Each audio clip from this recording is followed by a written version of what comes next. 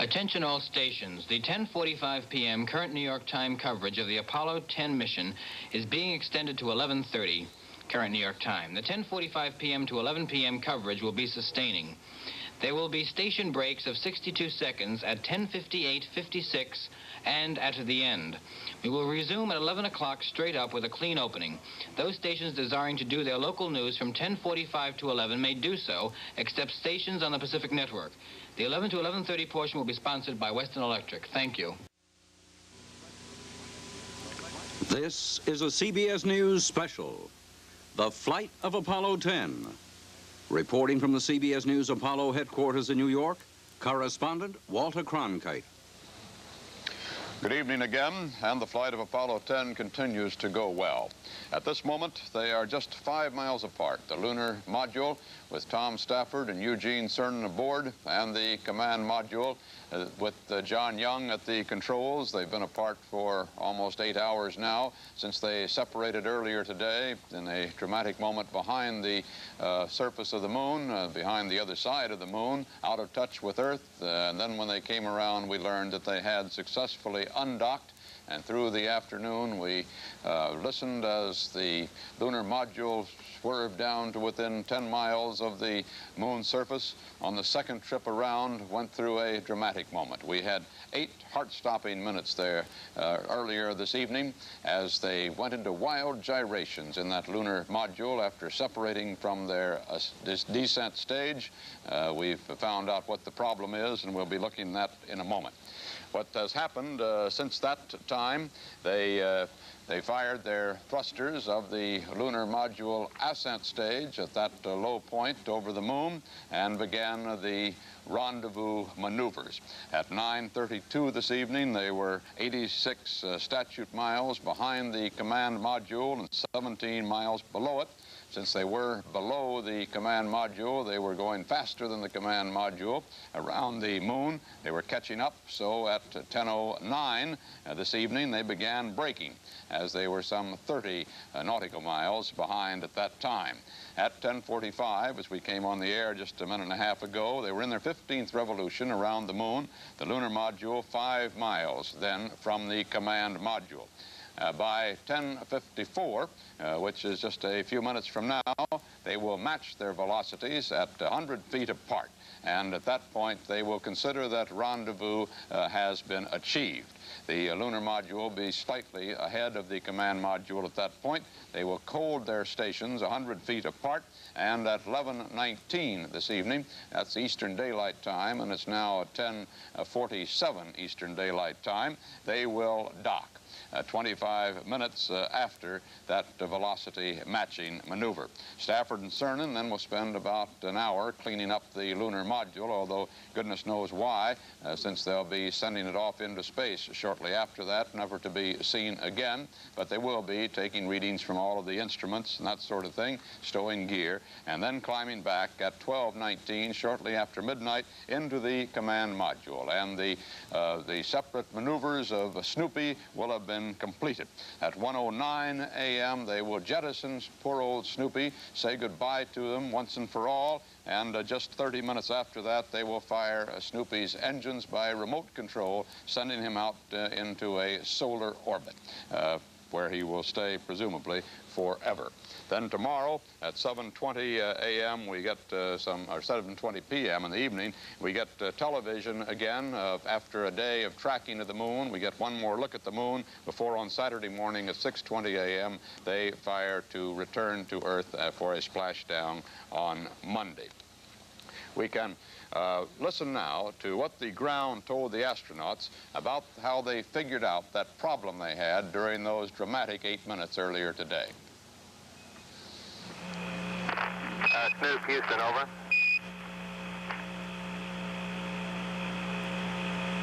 Go ahead, Houston. Roger, we think we can help you psych out your problem there at staging. It looked like the mode control switch was in auto instead of at hole, over.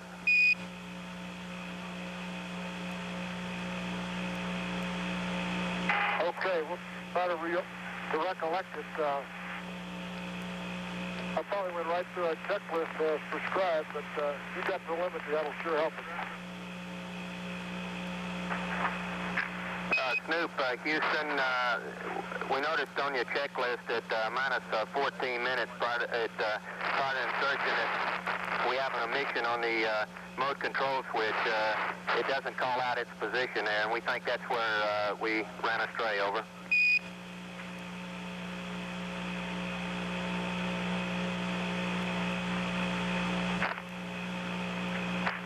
Snoop, Houston, over. Go ahead, Houston. Roger, Tom. Would you like some further amplification on the staging problem? We think the error came at minus 14 minutes where we failed to call out the AGS mode control switch in at hole, over. Okay. We'll try to give you an explanation of what happened during the staging sequence. The backup guidance system, the AGS or abort guidance system mode control switch was in auto because the radar had been used to track the command module, and they were using the auto mode for reaction control system attitude control. Now, this mode control switch should have been placed in attitude hold for staging, but it was not because that step had been omitted from the checklist. So the control system maneuvered the lunar module to lock onto the command module as the computer directed, but that was not the proper attitude for staging. And the crew, we're not sure whether they went to pulse mode or to straight manual control, but they went to one of those two modes and to get out of that situation. And the staging went well. They were pretty worried about it before Stafford got control of it, though. They were only 13.5 miles above the moon's surface, no position to be wildly gyrating, which was the way they reported it. As Cernan said, the lunar module that they were riding just took off on us as they jettisoned that descent stage. He said, I thought we were wobbling all over the sky. He said, boy, I don't know what the hell that was, baby, but I tell you, there was a moment there. But then they quieted down very shortly thereafter as Stafford got control of the lunar module, and all turned out to be well. You heard in that explanation from Mission Control the reference to AGS. That's AGS for Abort Guidance System. And perhaps if we go out to our correspondent Nelson Benton and the test astronaut for Grumman Aircraft, Scott McLeod at Grumman Aircraft, they can tell us just what that's all about. Walter, there are a couple of acronyms we have been hearing quite frequently, AGS, as you mentioned, and PINGS, which stands for Primary Navigation and Guidance System.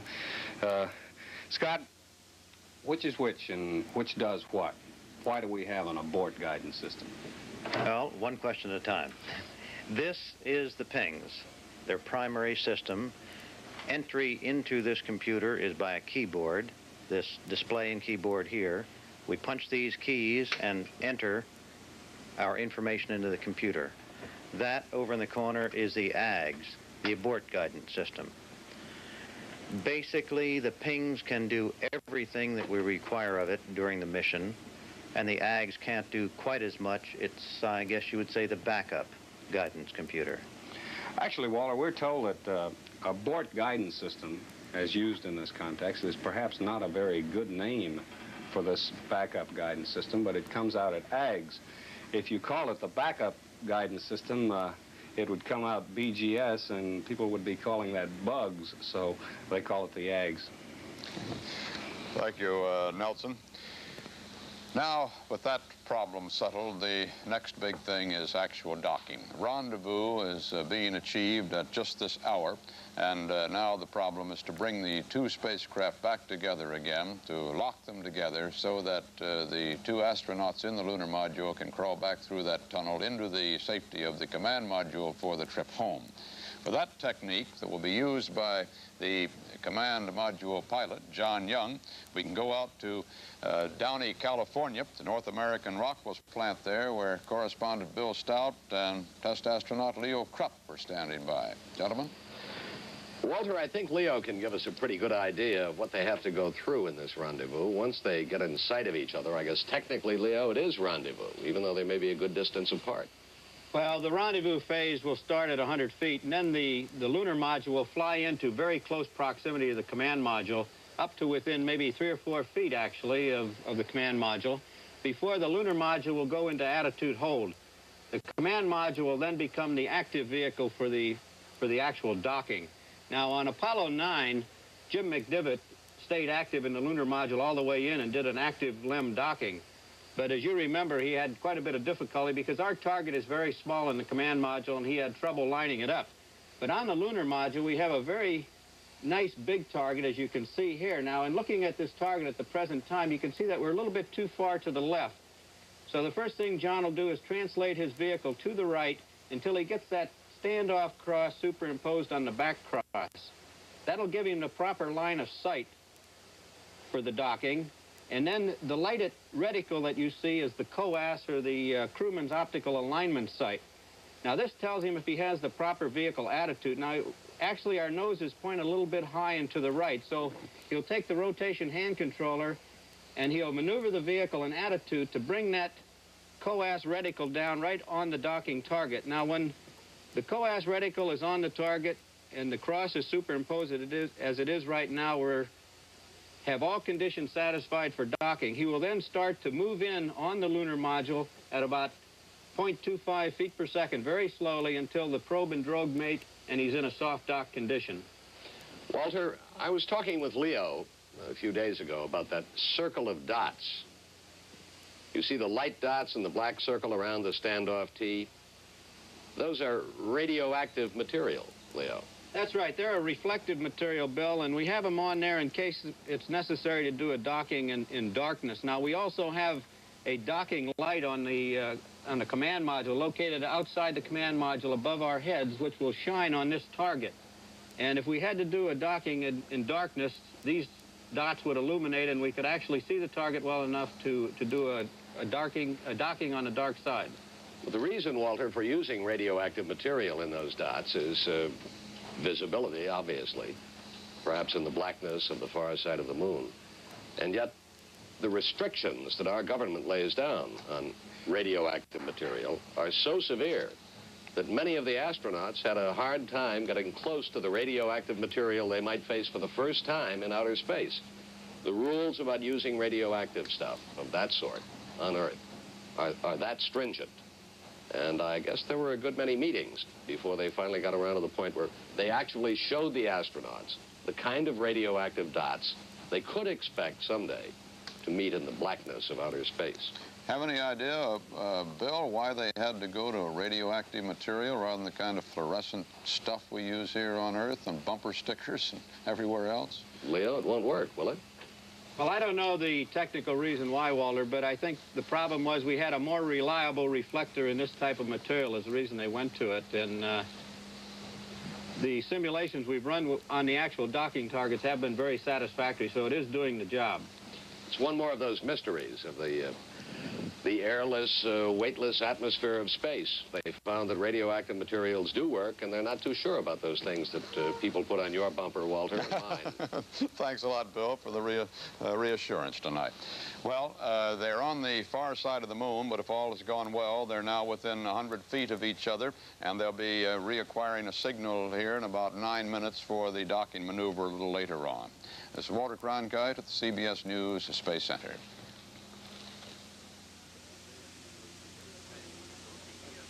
This has been a CBS News special. The flight of Apollo 10. CBS News coverage of Apollo 10 will resume following station identification. This is CBS.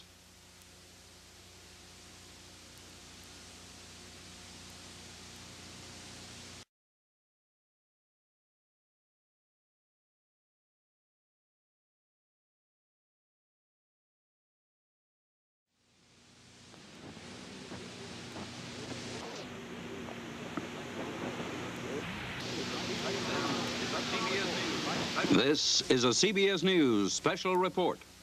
The flight of Apollo 10. Brought to you by Western Electric, manufacturing and supply unit of the Bell system, as part of our continuing coverage of important news events. Reporting from the CBS News Apollo headquarters in New York, correspondent Walter Cronkite. Good evening. All's going well now with Apollo 10.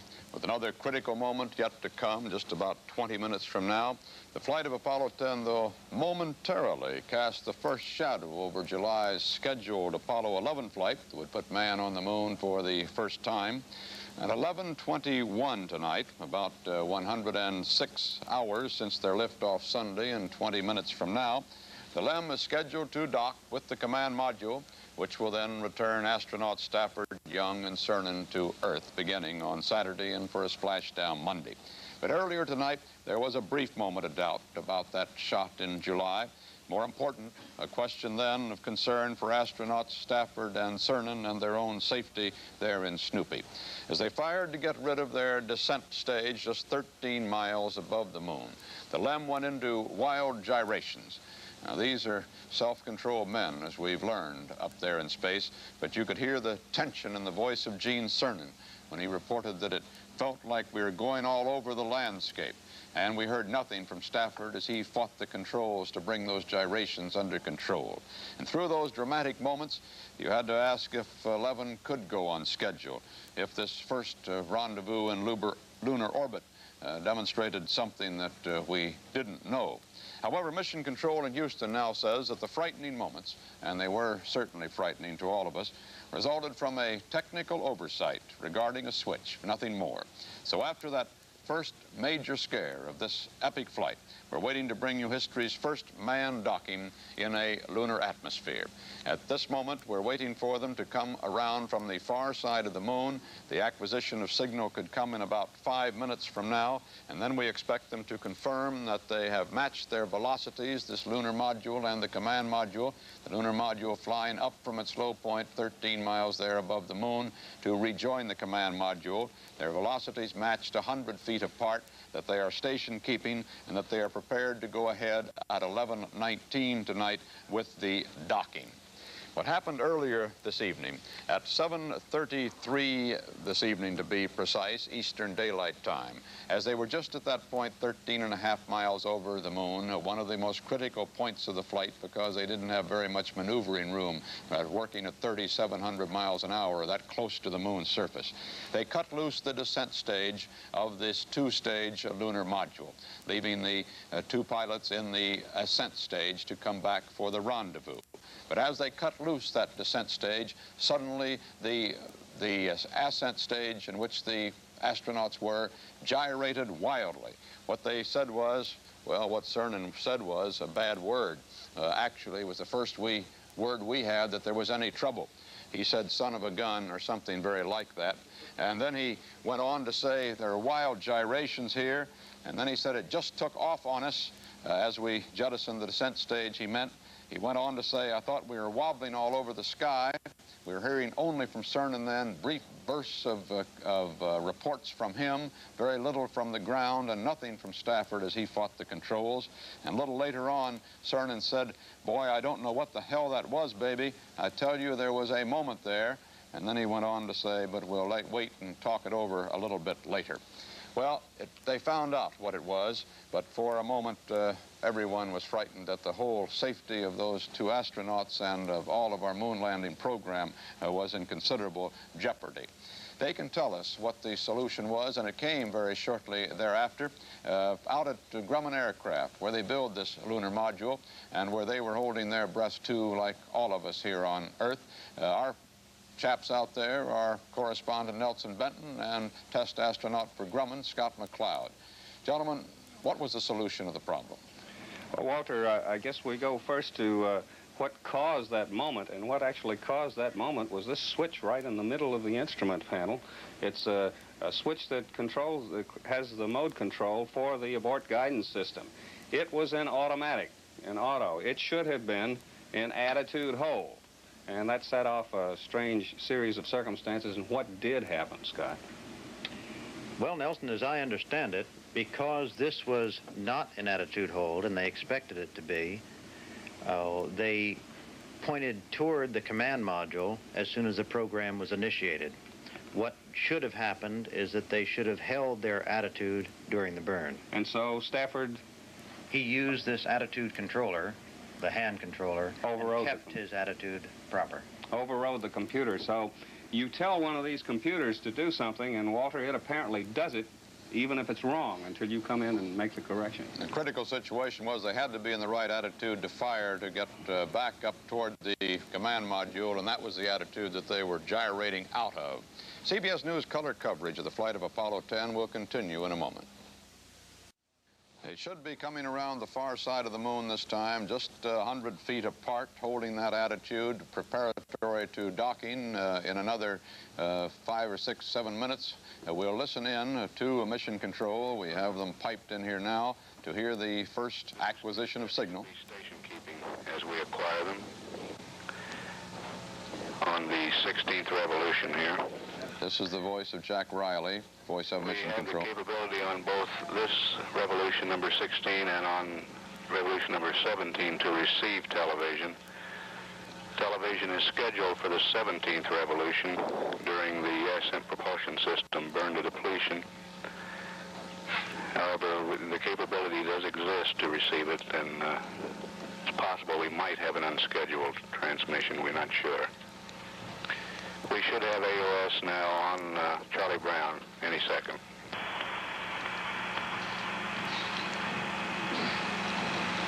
That later television Jack Riley was telling us about would come, actually is scheduled for about 1:35 a.m. And it would be television of the burning of the ascent propulsion system engine.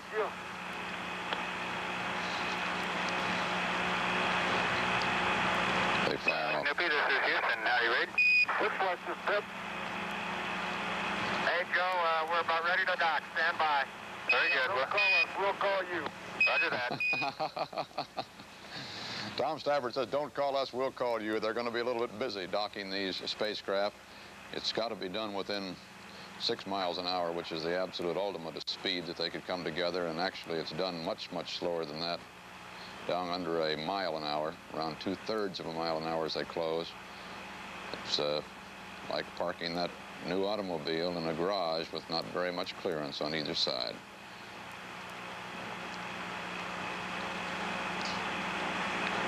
We should hear conversation would be expected between John Young flying the command module and Tom Stafford and Gene Cernan in the lunar module. The lunar module makes the approach. Okay, John, you're into about 5 feet, babe. Looking beautiful.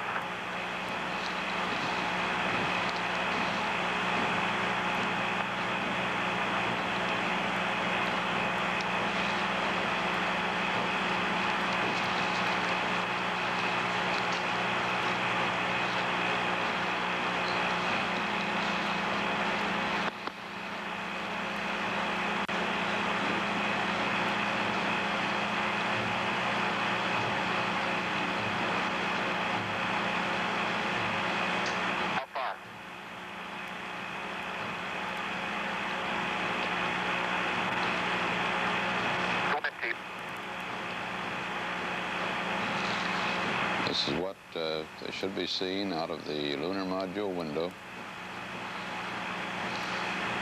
in our simulation here. Got a capture? Yes, thrusters are off. We got a capture, John. Fire when you're ready. They have docked. Everything looks good in here, Tom. Have a capture dock.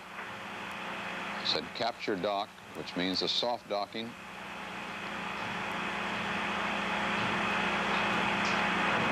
Oh, it looked good. All it is a rock in the cabin, babe.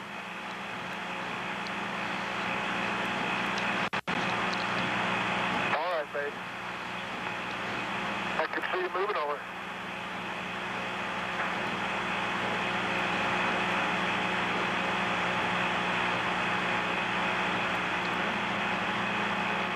Hit it.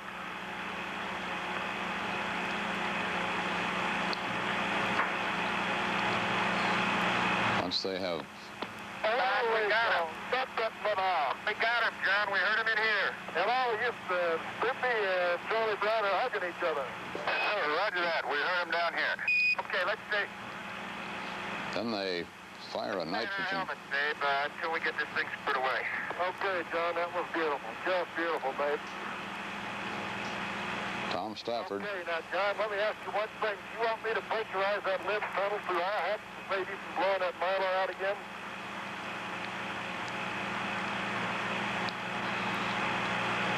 He's talking about the difficulty they had Okay, earlier. you want us to pressurize the tunnel? Okay. Earlier they had difficulty depressurizing the tunnel for the undocking sequence. And now Tom Stafford is asking John Young if he thinks they ought to attempt to repressurize the tunnel. They could. Man, we is back home. Almost. We're back home. Okay. How easily man adapts and how comparative is safety. They're 241,000 miles from the Earth, and they think they're back home. You can start helping them go buckling the hatch. Compared to where they've been, though, they nearly are. They're now connected with the engine that can bring them home and the spaceship that can bring them home, which the lunar module Houston, were you cannot. calling? Negative, Gino. We're standing by until you get some time. Okay, Joe. Phenomenal. The rendezvous was the best sim we've ever had, right up the pike all the way. We'll talk about it later. I'm going to start going through the tail end of the activation checklist for the afterburner depletion, and Tom and John will start on the tunnel. Roger that. John Young working in the tunnel. They have to remove hatches. Snoopy, this is Houston. One thing we would like for you to do is go to secondary on the CO2 canister. We'd like to monitor that one while you're getting cleaned up there. That's the carbon dioxide. Right, Jose, it's been a long day. Say again, Joe? Roger, Gino, we'd like for you to go to secondary on CO2 canister. We want to monitor that canister while you're getting cleaned up and back into command module. That's a canister of lithium hydroxide, which purges the carbon dioxide from the air and Stay alive, Joe. I can't... wait a minute. prepares it for rebreathing. The docking was absolutely perfect. Okay, now go ahead, Houston. Say again your last. Roger, go secondary on CO2 canister. The voice of the capsule communicator in we're Houston is Joe secondary on Engel. CO2 canister now. Roger, thank you.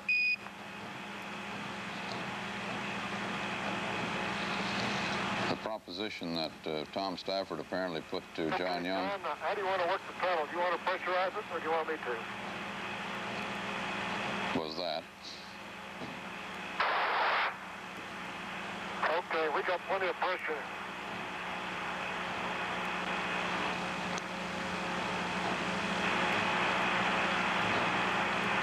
Okay, that's better. Okay, go ahead. You pressurize it.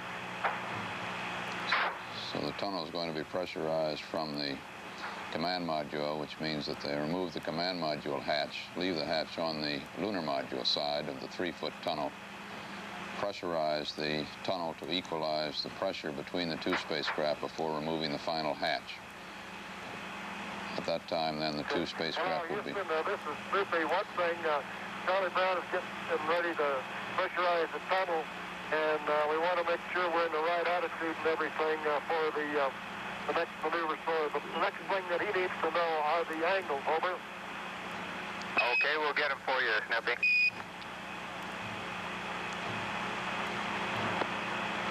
Okay, Okay, Charlie Brown, Snoopy, this is Houston. Your CSM gimbal angles are roll 300, pitch 071. There in you can see they have placed on a screen in one of their display panels a picture of Charlie Brown and Snoopy. Okay, I got those for Charlie And unfortunately from here we can't read what the little balloon says. Roger that. I imagine it's congratulations. They're back together and Snoopy's come home.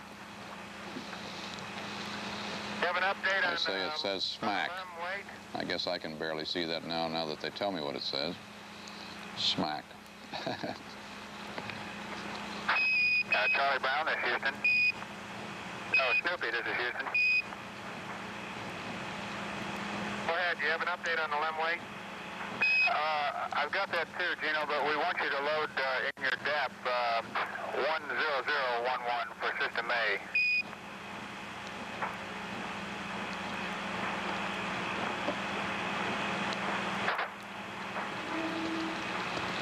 So after 8 hours and 8 minutes of the most dramatic events we've had in space in a long time, certainly the most dramatic ever around the moon,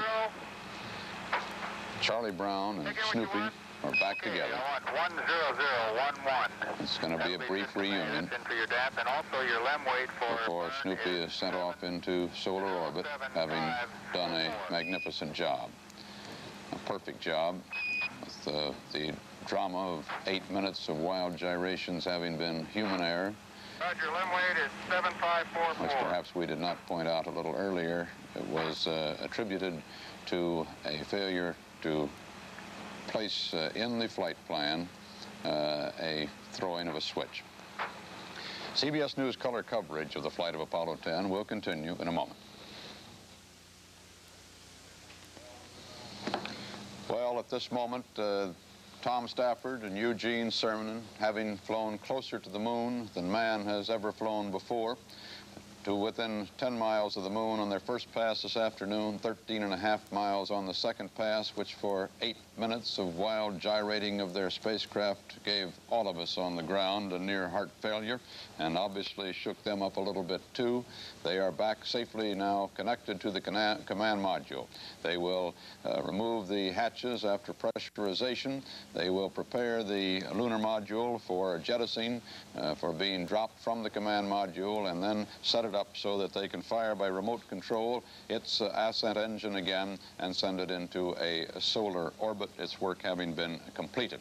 In about 45 minutes to an hour from now, they should be climbing back into the command module and let poor old Snoopy go bye-bye. Bruce Morton at the Manned Space Center can tell us about what went on today in some homes in Houston, on the outskirts of Houston, where they were watching this flight very carefully, believe you me. And if we had our moments of palpitating hearts, I'm sure they did there too. Bruce? Walter, it's the kind of a day that here you've been down here on the shots and you know what I mean. Sort of like a club. The wives gather and there are always friends whose husbands have been off on other space flights who can offer some reassurance. Mrs. Stafford, Faye Stafford, spent virtually the whole day at home. She, I'm told, does not watch television, but she does have in the house one of those little speakers that relays the mission control commentary, and she's been able to keep in touch that way. She's outwardly calm, we're told, obviously feeling the strain. Reporters, of course, have only seen her in brief glimpses. The other two wives got together for a short while, Barbara Cernan and Barbara Young. They had a briefing from astronaut Rusty Schweikert, who was explaining to them all the intricacies of the separation between Snoopy and Charlie Brown and the later Snoopy swoop towards the moon. A number of astronauts' wives spent the rest of that day with Mrs. Young after she left the Cernans and went back to her own home. Mrs. Slayton, the wife of Deke Slayton, who's in charge of the astronaut personnel, Mrs. Walter Schirra, Mrs. Mike Collins, Mrs. Fred Hayes, Mrs. Jim Lovell, and Mrs. Neil Armstrong, whose husband, of course, if all goes according to plan, will be the commander of Apollo 11, the moon landing ship. I have one definite indication of relaxed tensions that I can report, and that is we are reliably informed that Mrs. Stafford plans to have her hair done tomorrow. Walter? Well, while they're resting a little easier tonight, knowing that the rendezvous has taken place and the docking has now taken place, and their husbands shortly will be safely back in the command module. John Young, who's been flying the patrol duty in the command module at 69-mile altitude throughout these 8 hours that the lunar module has been away, is a very busy man preparing a little at home for Stafford and Cernan. And Bill Stout, Leo Krupp out at North American and Downey can tell us about it. Walter, as you pointed out, even though they're going to get rid of the LEM, they're very busy right now tidying it up. And not only that, they're using it as kind of a multi-million-dollar wastebasket, putting a lot of things in it that they don't want to take back to Earth in the command ship. Leo, what do they go through at this point in shifting cargo back and forth from one to the other? Well, Bill, the first thing John's going to do is pressurize the tunnel hatch so he can remove our... He's going to pressurize the tunnel so he can remove our tunnel hatch and get up there and inspect to see that all 12 of those docking latches are engaged. Then he'll start removing the tunnel hardware so we'll have the passageway open between the two vehicles. Now, the one thing different in this portion of the flight is that we're going to put the probe and drogue into the lunar module, and it will be strapped down in the lunar module and will be jettisoned with the lunar module and go to the sun. So we will not be carrying that hardware with us anymore after this. Do we do that, Leo, just to get rid of that much extra weight? Yes, we don't want that weight on the front end of the command module, and this is a convenient way to dispose of it. So we put it in the lunar module. What else do you put in there before breaking the two apart? Well, I don't know. I would imagine the crew will probably take another good drink of the LEM water before they leave, and I don't know whether they'll bring that with them into the command module or leave it in the lunar module. Water without hydrogen gas? I should think they'd bring it in. Well, it has iodine and may also have a little gas in their water, too, I understand. But I think the point of all this is, Walter, that they're going to be busy in there for an hour or so, Leo, before they finally come in and button it up and say goodbye to LEM forever? Yes, they have a lot of work to do on the LEM system to prepare it for the separation and also the APS burn to depletion, which will be a ground-controlled burn. So they do have to set up some controls in the lunar module. So it's about an hour and a half from now before they break off, and perhaps a half an hour after that before they give it the burn that'll send it into orbit around the sun. And the people at Grumman at Bethpage, Long Island, Walter, may regret it, but that's the last any of us will see of LEM ever again. Indeed, I think we've all become rather fond of Snoopy in this flight, not solely because of that endearing code name for him and all that envisions for us, but because that lunar module number 4, as it is called, technically has performed so beautifully.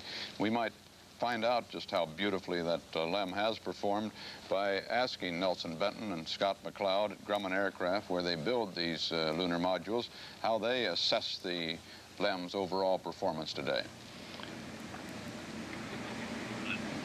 Walter, we've been standing here trying to evaluate just how LEM has done, and we were trying to think of some things it's done wrong. Scotty, can you think of anything? Oh, I think it's just performed superbly. I can't think of anything that it has done wrong. There was, of course, that anxious moment in there, but we find that that was human error. The switch was in the wrong place because putting it in the right place was not in the checklist. LEM separated as it should have. It just performed just about everything as it should. Some of the cameras didn't work too well, but they're not part of the LEM. No, and now I guess, as you mentioned, it's finding its place in the sun. Well, Bill Stout was saying, you know, it's gone forever, but you will get a look at how it performed in lots of remote ways, will you not? Oh, yes, yes. There will be a lot of data that comes back from this, not just the photographic data, but all of the data that has been telemetered back, and then the briefings from the crew.